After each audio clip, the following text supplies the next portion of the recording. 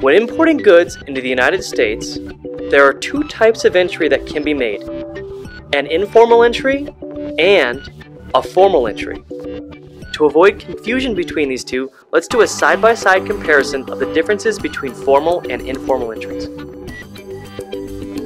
An informal entry is defined as the process of importing commodities, typically for personal use, with a total value less than $2,500, while a formal entry is defined as the process of importing commodities which are typically used for commercial selling purposes, covered by an entry bond with a total value that usually exceeds $2,500. There are already some glaring differences, but let's dive into those even deeper.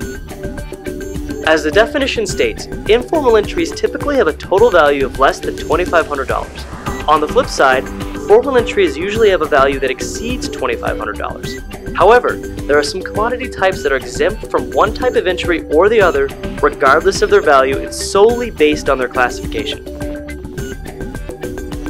Informal entries do not require a surety bond to be in place. However, when making a formal entry, a U.S. Customs bond is required.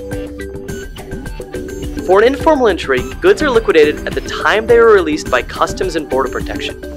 Formal entries require an entry summary 7501 to be filed with Customs in order for the goods to be released.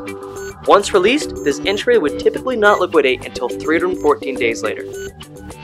And finally, for an informal entry, a customs officer completes all customs forms and determines the HTS-US classification for the entry, while a formal entry requires the importer to carry all the liability, as they are responsible for filing all customs forms and classifying their goods with the correct HTS-US code.